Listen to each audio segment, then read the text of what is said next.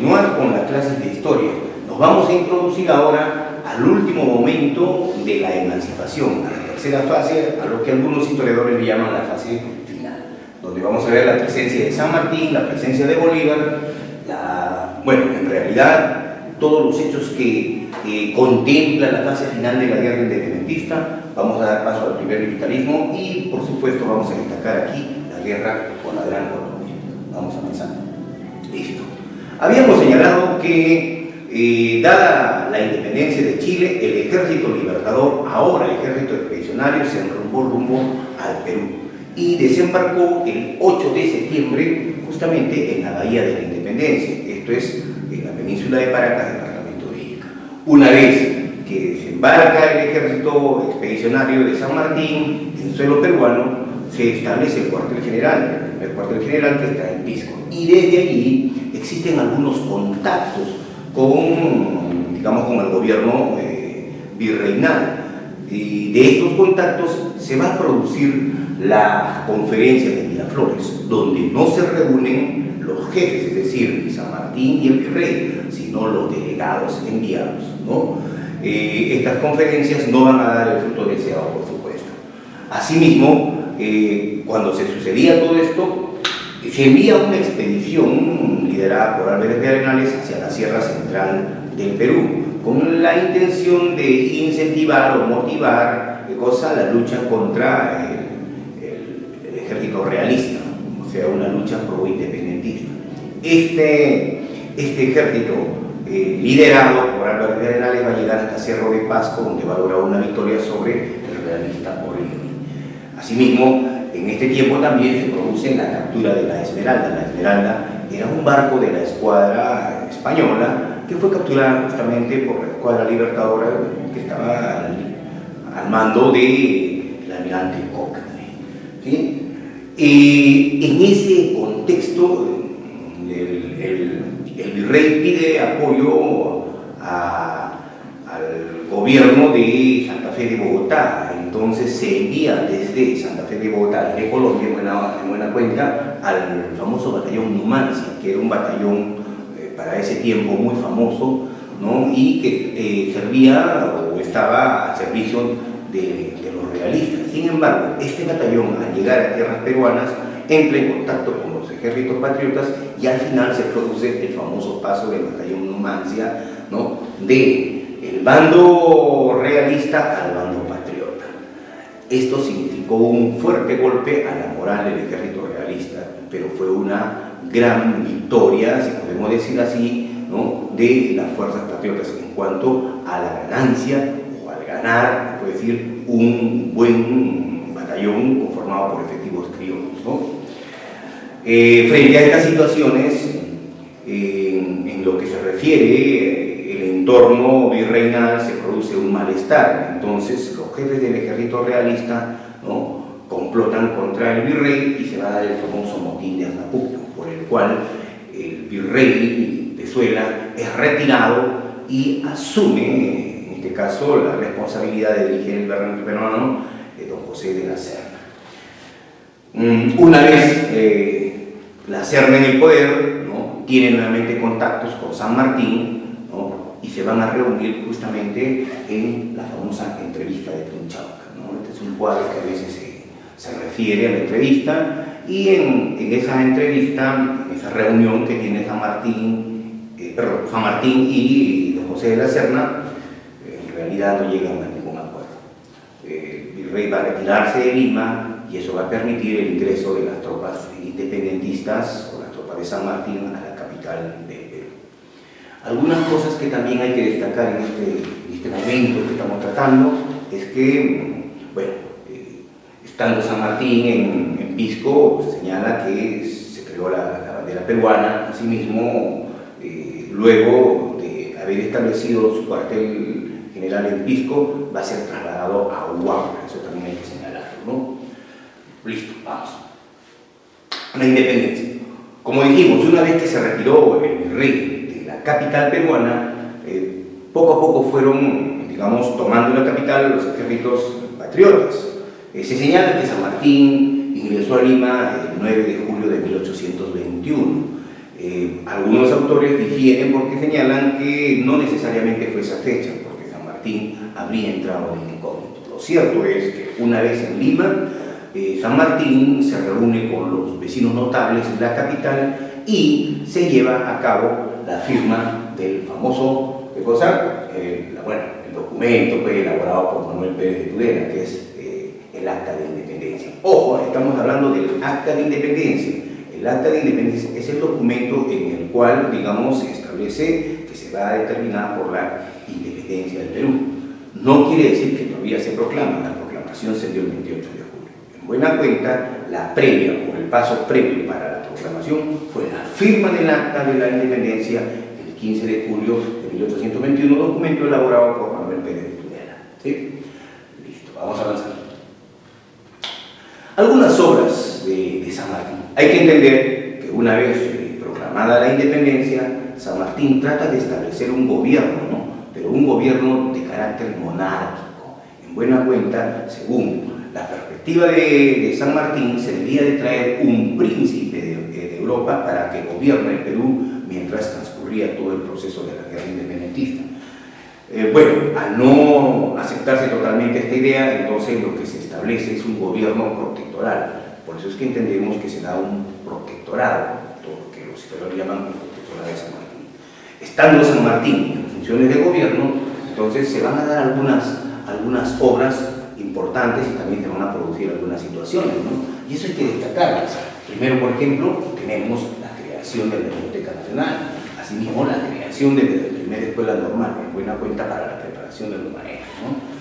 Se decretó la libertad de vientre. La libertad de vientre se entiende como, digamos, todos los negritos que nacían después del 28 de julio ya no eran esclavos, ¿no? Nacían libres. Por supuesto que eso también va a generar un malestar entre los grupos de poder, si pudiéramos llamarlos así, que de alguna u otra forma basaban su economía en la esclavitud.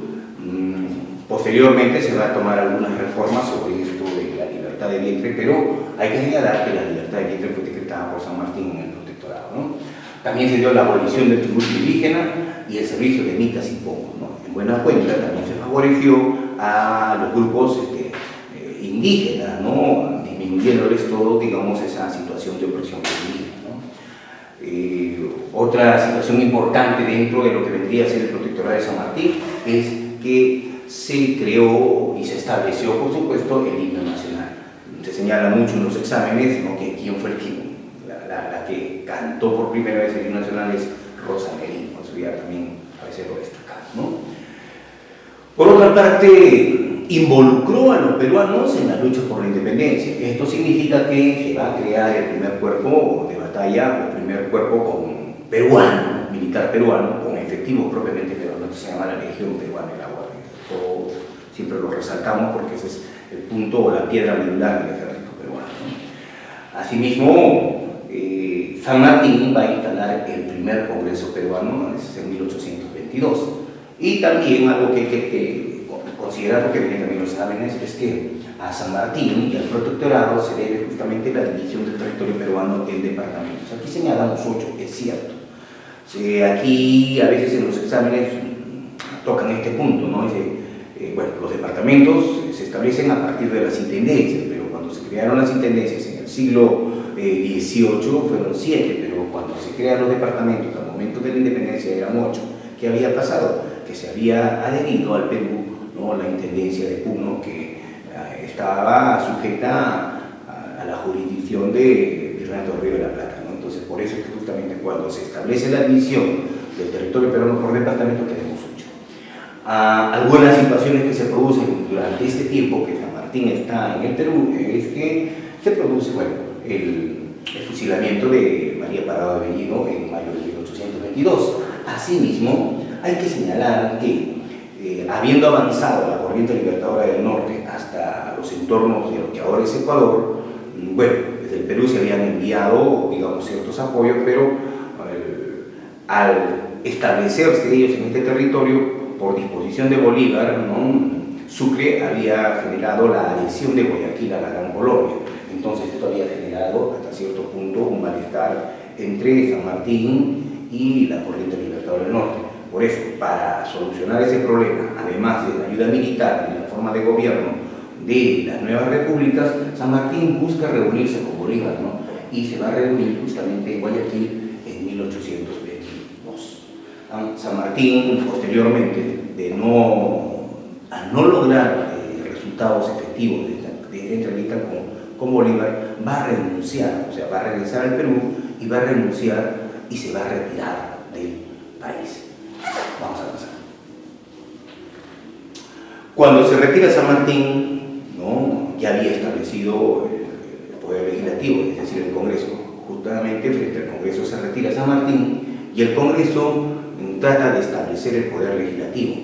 Frente a esa situación problemática, digámoslo así, ¿no?, lo que opta el Congreso no es colocar la figura de un presidente, sino establecer una junta de gobierno. La primera junta de gobierno estuvo conformada por 3 personajes. Tenemos ahí Lamar, Alvarado y Salazar Baquijano. Quien iba a presidir, por supuesto, iba a ser Lamar, ¿no? La primera junta de gobierno llevó a cabo el plan que había elaborado San Martín para acabar con los realistas, que es el plan a puertos intermedios. Entonces se desarrolla la primera campaña a puertos intermedios. Sin embargo, la primera campaña a puertos intermedios no tiene los resultados que se esperaban. En buenas cuentas, grandes derrotas, se suceden grandes derrotas para los peruanos, ¿no?, en Torata y en Moquegua. Esto estamos hablando en enero de 1823.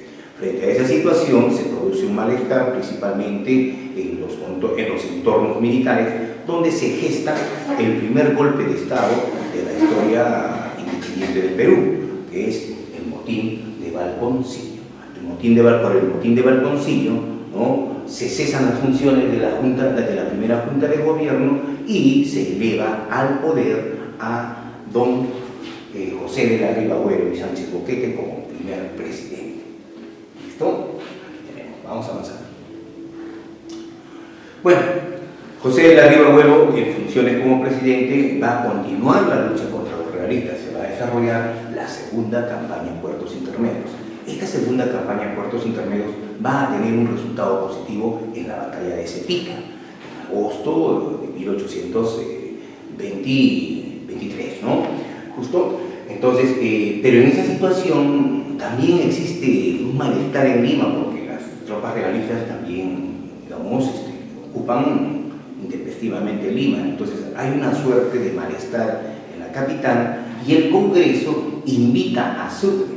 Sucre, cuando llega a la capital, lo que hace es elevar a la presidencia a Torretale. En 1823, en la historia peruana, encontramos 2 presidentes, Riva Agüero y Torretale. Uno que asumió el poder por el motín de Valponcillo y otro que asumió el poder por injerencia de Sucre. Se vivía una anarquía. En ese trajinar también podemos señalar que se sucede, pues, el fusilamiento de José Olaya en junio de 1823.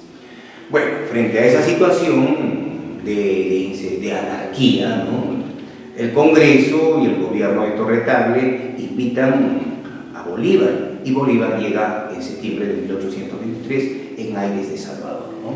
¿Correcto? Una vez que llega Bolívar al Perú, recibe la adhesión del Congreso y, por supuesto, también del gobierno de Torretale, y Bolívar también reconoce al gobierno de Torretale. En buena cuenta se va a suceder una pugna entre Bolívar y Riva Agüero, porque Torretale, estamos diciendo que está apoyando ¿a quién? A Bolívar, ¿sí? Definitivamente, en esta pugna, al final el vencedor va a ser Bolívar. Las referencias históricas señalan que de alguna u otra forma Bolívar se valió del desprestigio de Riva Agüero, ¿no? Lo acusó de que estaba en contactos con el virrey, lo que significó para Riva Agüero su captura y su deportación. Entonces se quedó en el Perú, digamos, con el poder Bolívar, ¿no? Y desde ahí va a iniciar, digamos, los preparativos para la campaña final, ¿no?, que va a tener como eje fundamental la batalla de Junín y la batalla de Ayacucho. Vamos a avanzar. Listo, la campaña final, ¿no? Una vez que ya estaba afuera, digamos así, Riva Agüero, Bolívar toma, vuelvo a repetir, la batuta de toda la campaña final. Va a establecer su cuartel general en Trujillo. Esta ciudad alguna vez fue llamada Ciudad Bolívar, es por eso que el departamento se llama La Libertad, ¿no? Y desde ahí se llevó a cabo los preparativos finales para las dos batallas que sellan la independencia del Perú. Primero la batalla de Junín y después la batalla de Ayacucho. La batalla de Junín se sucedió el 6 de agosto de 1824. Es considerada una batalla sin humo. ¿Por qué? Porque en realidad se enfrentaron las caballerías.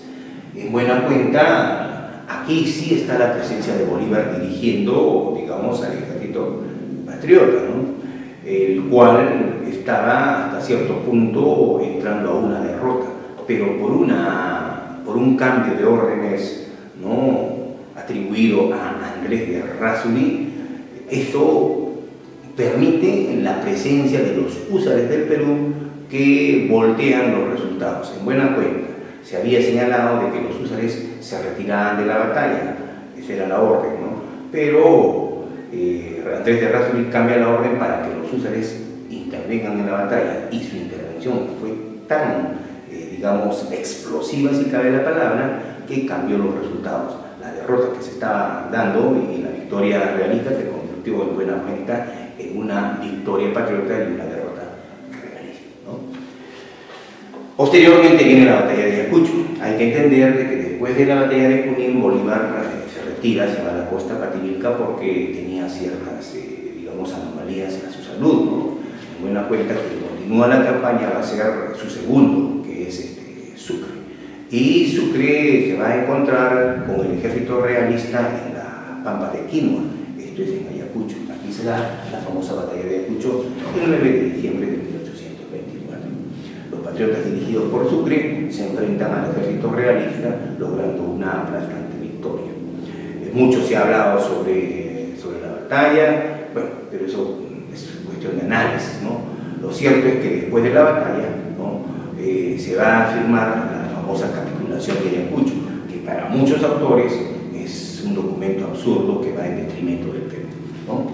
Lo cierto es que al firmarse, también eso hay que destacar porque vienen los exámenes, ¿no?, al firmarse la capitulación de Ayacucho, quien firma este documento es Sucre por parte de los patriotas y Canterac por parte de los realistas. Tras esta entrega, se puede decir, porque la capitulación establecía la entrega de territorios, ¿no?, a los patriotas, solamente habían dos lugares, digamos, en lo que quedaba del Virreinato peruano, dos lugares donde todavía quedaban fuerzas realistas, ¿no? Uno era el Alto Perú y otro era el Callao, directamente en la fortaleza del Real Felipe, ¿no? En el Alto Perú estaba Olañeta y en la fortaleza del Real Felipe estaba el famoso Robin. En el Alto Perú, bueno, los ejércitos de Ayacucho se encaminan hacia el Alto Perú, ¿no?, los ejércitos patriotas me refiero, y cuando ya estaban acercándose al Alto Perú, se sucede el famoso motín de Tumulta, que tiene como resultado la muerte de Olañeta. Es decir, la guerra que se iba a continuar en el Alto Perú se desvaneció porque Olañeta, el jefe realista, fue asesinado, ¿no? Y solamente quedaba la parte del Callao, en una cuenta la fortaleza del Real Felipe. Rodil resistió hasta 1826, hasta enero de 1826. Al final entregó la fortaleza del Real Felipe y se retiró a España. Así acabó la presencia española en el Perú. Una vez que se retiran los realistas del Perú, Bolívar logra, digamos, la continuidad de los poderes que le había dado el Congreso, la dictadura. Hay que recordar que cuando llega Bolívar había aparecido ya la primera Constitución peruana, la cual no entró en vigencia, por eso se dice que nació muerta. Por supuesto, porque Bolívar ejercía la dictadura. Ya en un ejercicio de la dictadura, Bolívar también realiza algunas obras saltantes en el Perú, y eso hay que destacarlo porque también vienen los exámenes. Por ejemplo, creó la Corte Suprema y la Corte Superior de Justicia. O sea, ya estableció, digamos, o consolidó, mejor dicho, el sistema republicano, ¿no? Ya había Congreso, había Poder Ejecutivo y ahora también se consolidaba el Poder Judicial, ¿no? Decretó la fundación de la Universidad de Trujillo, por supuesto, restableció la contribución indígena. Este es un caso muy especial. ¿no? Se trataba de llevar igualdad y justicia para todos, se iba a aplicar, se puede decir, un sistema tributario para todos, pero eso generó protestas. Al final el Estado lo que optó es por lo más fácil, ¿no? Aplicarle las contribuciones a los grupos más vulnerables, a los grupos más pobres, a los indígenas, ¿no? Por eso se restableció la contribución indígena. En el tiempo que Bolívar también está en el poder, ¿no? Se elabora la famosa Constitución vitalicia, bueno, que tiene un carácter vitalicio, que permitía justamente al gobernante gobernar, la redundancia, ¿no? hasta que, digamos, dejara de existir, por eso una Constitución vitalicia, ¿no? Asimismo, también algo que hay que destacar, bueno, creó el Colegio de Ciencias, lo que es ahora Cienciano en Cusco, ¿no? Y el Colegio de Educandas del Cusco también, ¿no? Bueno, Bolívar. Al final Bolívar tiene que retirarse del Perú porque existía cierta anarquía en su patria. Hay que recordar que Bolívar es venezolano y Venezuela pertenecía a la Gran Colombia. Entonces, existiéndose, digamos, anarquía en la Gran Colombia, Bolívar se retira y deja encargado del poder a Andrés de Santa Cruz. Andrés de Santa Cruz no va a poder mantenerse en el poder y al final tiene que retirarse y se establece el primer presidente constitucional. En buena cuenta se dio una suerte de elecciones y ahí aparece, ¿quién? Don José de la Mar. Y vamos a entrar, gobierno de la Mar. Como dijimos, don José de la Mar asume el cargo de presidente en una suerte de elecciones hacia 1827, ¿no? Con la presencia de José de la Mar, estamos señalando que aquí termina la intromisión bolivariana. Durante el gobierno de don José de la Mar existen algunos casos muy peculiares, por ejemplo la rebelión de los iquichanos. Iquicha era un pueblo de Ayacucho que en el momento en que se da el gobierno de la Mar, ¿no? Genera una rebelión exigiendo o pidiendo que se restablezca el sistema colonial, un sistema colonial que a ellos les exceptuaba el pago de tributos, como ahora anteriormente el gobierno de Bolívar había establecido la contribución indígena. Entonces ellos ya estaban, digamos, de alguna u otra forma contemplados en el pago, ¿no?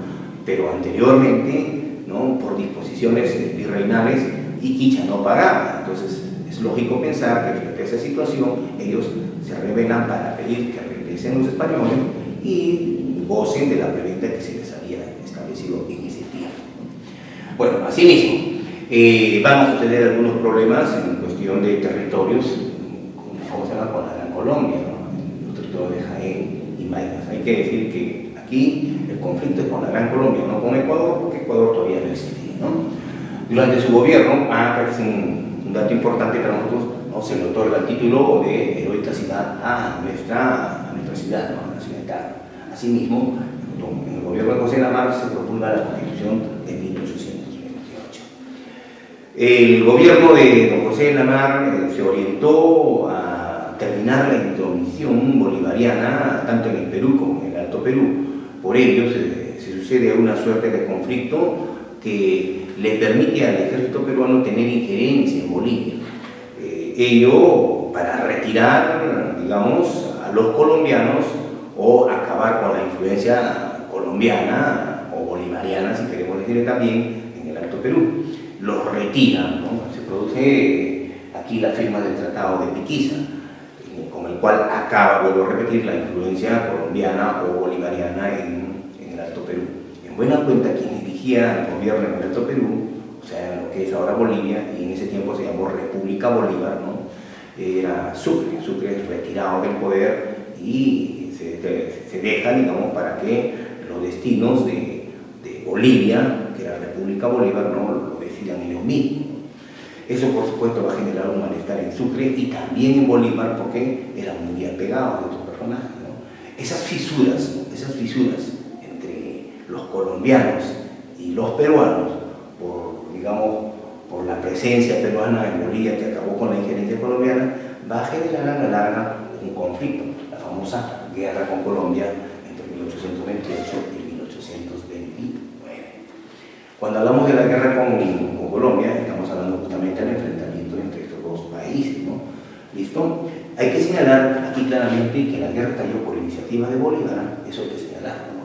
La guerra va a tener dos momentos, una campaña marítima y una campaña terrestre. En la campaña marítima aparece la figura del almirante Guise, quien justamente bloquea las costas colombianas, en este caso Guayaquil. Y aquí se sucede un caso peculiar, señalan las referencias históricas que al momento de bloquear Guayaquil lo que sucedió fue algo, digamos, impresionante, ¿no? Aparecieron las banderas peruanas. Eso señala que la gente de Guayaquil todavía tenía la esperanza de regresar, dicen algunos historiadores, ¿no? O regresar al Perú, esa era la idea, ¿no?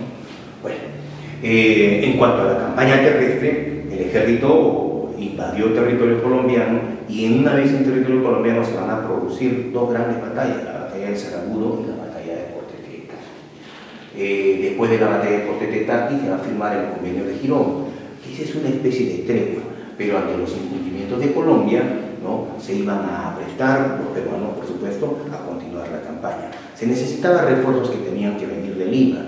Estos refuerzos venían, digamos, al mando de Gamarra, pero Gamarra ya había complotado con Gutiérrez de la Fuente contra el presidente Lamar. Así que cuando Gamarra llega con los ejércitos al norte, lo que hace es apresar al presidente, deponerlo y deportar.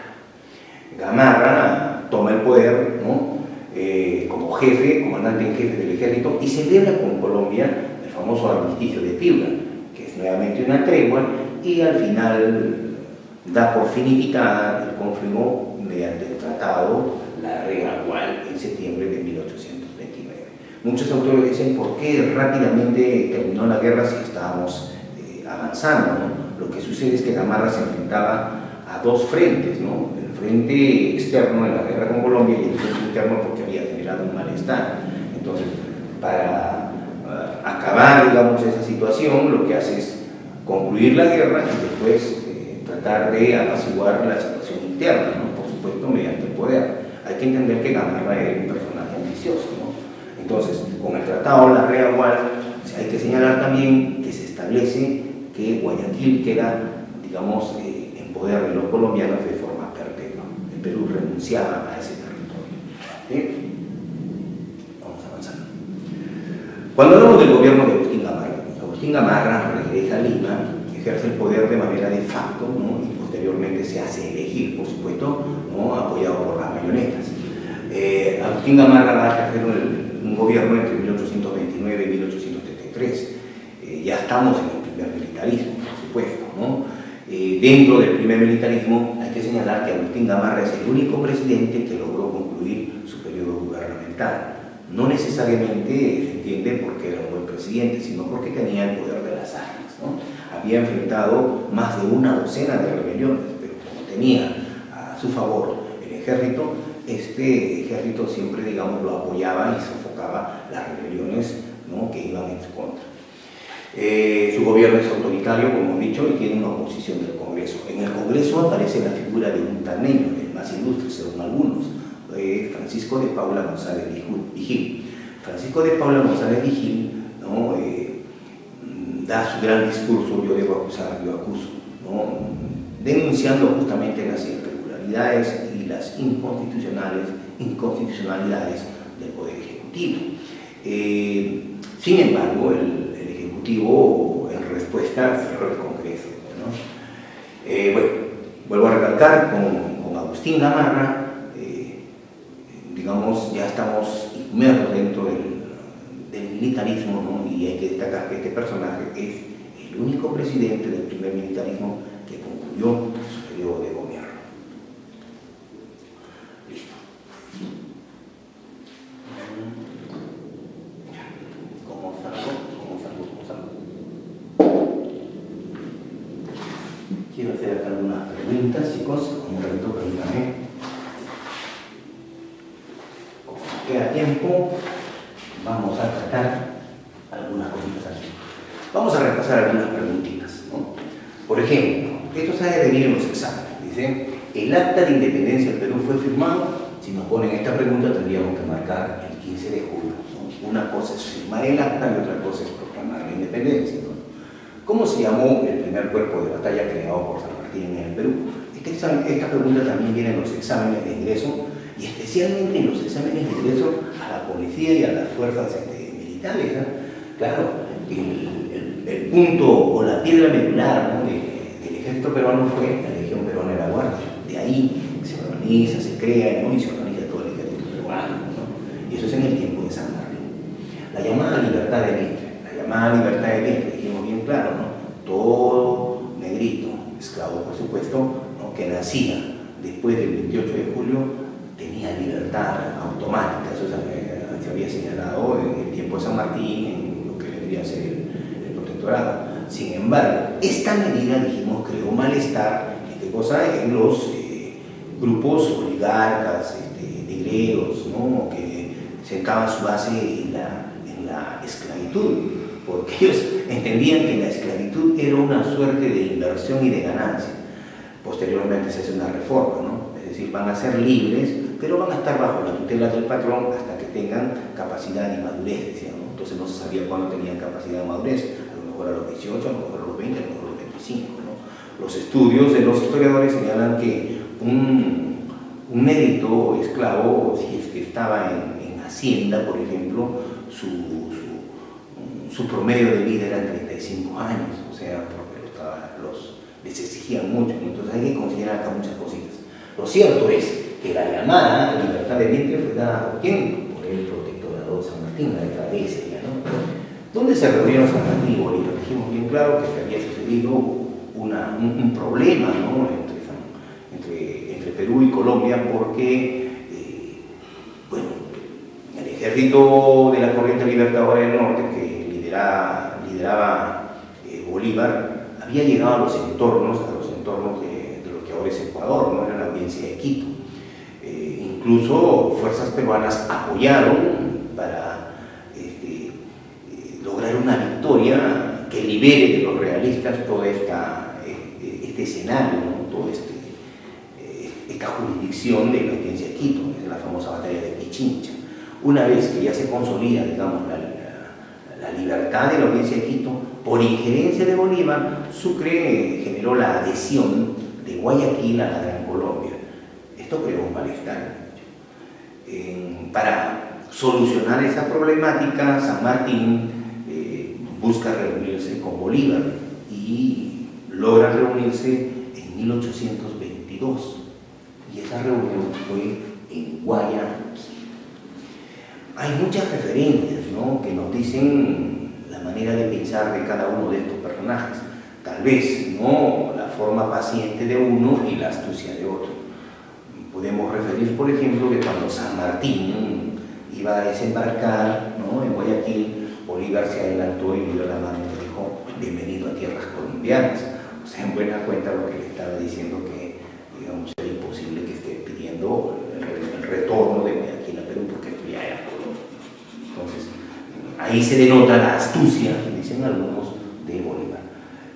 Además del problema de Guayaquil, que tenía que ver en esa reunión, digamos, el apoyo militar que se necesitaba de la corriente libertadora del norte, del ejército de Bolívar, para liberar totalmente el Perú, y además la forma de gobierno. Hay que entender de que San Martín es monarquista, de la corriente monarquista, y Bolívar era republicano, ¿no? Bueno, vamos a seguir adelante. ¿Por qué se dice que la primera constitución nació muerta? Sí, correcto, dijimos, San Martín había establecido, ¿qué cosa? El primer Congreso peruano. El primer Congreso peruano se dedicó a elaborar la Constitución. La Constitución apareció en 1823, pero justo cuando iba a entrar en vigencia llegó Bolívar y no entró en vigencia porque Bolívar pidió poderes absolutos para digamos, finiquitar la guerra contra los realistas. Por eso es que dicen, ¿no?, que la Constitución, la primera Constitución nació muerta. Porque en buena cuenta, aquí podríamos decir, la respuesta es la C, ¿no? Porque a San Martín se le permitió la dictadura, se le dio poder. Iniciada la ley independiente, ¿a quién se debe la abolición del tributo indígena dinamita? Señores, eso se debe directamente a quién, a San Martín, ¿no? A San Martín. Estando San Martín en el poder, en el protectorado, se dicta justamente la abolición del tributo indígena dinamita. Algunos dicen que esta medida es contraproducente, ¿no? Algunos dicen definitivamente. San Martín actúa con esta medida, actúa de manera, digamos, tal vez, entre comillas, humanitaria, ¿no? Pero mucha gente le decía, si cabe la palabra, a San Martín, que para, digamos, establecer una situación de total igualdad y justicia social, social en el Perú, que se aplique la Constitución del liberal de 1812, a lo que San Martín se negaba, ¿no? Hay que entender que San Martín era monarquista.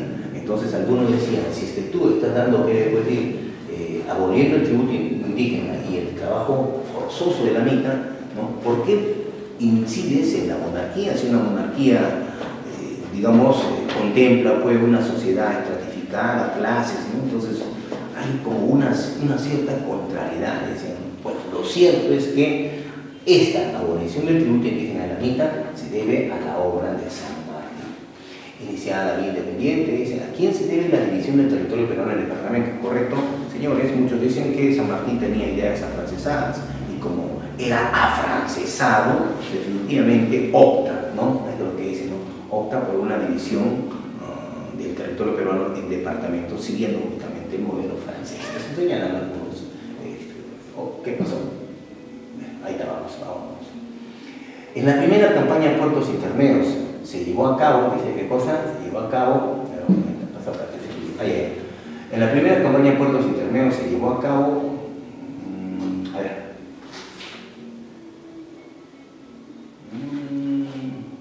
¿quién la llevó a cabo? La llevó a cabo la primera campaña de puertos intermedios, la lleva cualquier cosa en la primera junta de gobierno, y hemos dicho claramente que sus resultados no fueron, positivos, ¿no? Terminaron en desastre, la derrota de Torate, de Moquegua. Todo ello generó, ¿qué cosa? La caída de la Junta de Gobierno por el motín de Balconcillo, ¿no? La primera Junta de Gobierno fue suspendida por medio de, ya dijimos, el motín de Balconcillo, ¿no? Los jefes militares peruanos, ¿no? Se amotinaron, ¿no? Y, retiraron de funciones a la Junta de Gobierno y elevaron como presidente, ¿no? Como presidente a José de la Riva Bueno. No estamos diciendo que lo eligieron, ¿no? Lo elevaron. O sea, es un presidente de facto, pero al final le acabó el presidente. Por eso cuando viene la pregunta, ¿quién fue el primer presidente del Perú? Justamente José de la Riva Bueno. No estamos diciendo que lo eligieron. Cambiaría la pregunta si dice, ¿quién fue el primer presidente constitucional? Ahí es don José de la Mar. A él sí lo elige. O sea, él asume funciones de presidente en una suerte de elecciones, ¿no? Bueno, vamos. A la llegada de Bolívar, dice, a la llegada de Bolívar al Perú, este recibió el apoyo del Ejecutivo. El Ejecutivo está hablando del presidente, ¿no? Representaba la figura de quién, ya, pues tiene que ser quién, Torre Tagle. Hay que recordar que cuando llega Sucre, ¿no? El Congreso le da poderes a Sucre y Sucre eleva como presidente a Torre Tagle, existiendo un presidente en el Perú. O sea, estaba Riva Bueno, pero llega Sucre, como recibe, poderes del Congreso, este señor lo eleva como presidente a Torre Tagle. Lo que había hecho Sucre es generar una anarquía. En un país había dos presidentes. Algunos autores señalan que esa era, la intención de Bolívar, ¿no? Con el envío de Sucre al Perú, generar una suerte de anarquía, para que cuando llegue Bolívar, ¿no? Aparezca como una figura pues, endiosada, ¿no? Salvadora. Bueno, es cuestión de leer a bibliografía y se puede leer, ¿no?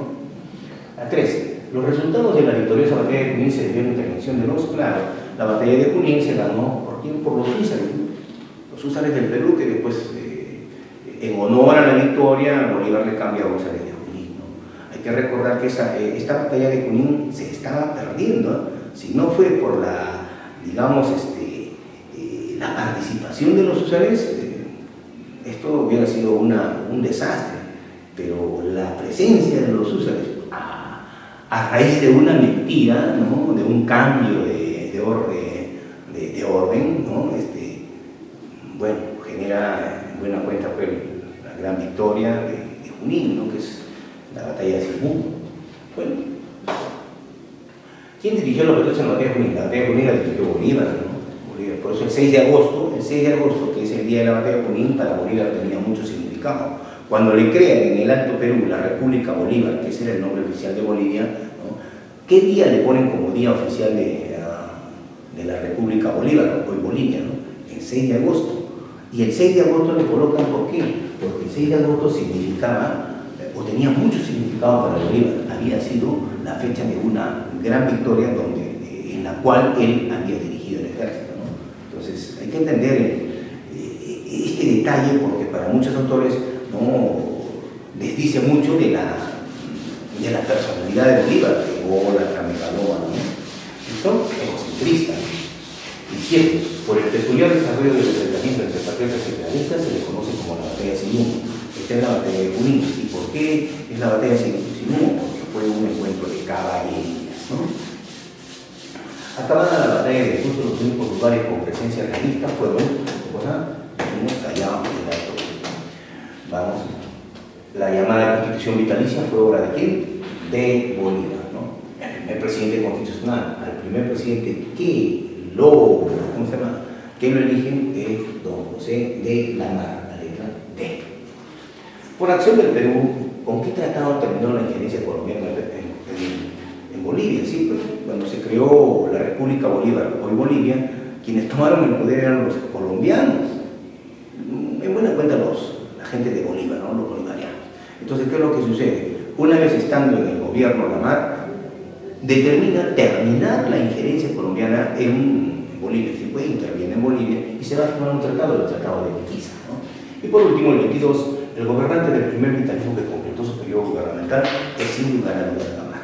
Jóvenes, hasta aquí llegamos hoy día, espero haber avanzado, espero que estos conocimientos les sirvan y nos despedimos hasta la próxima clase.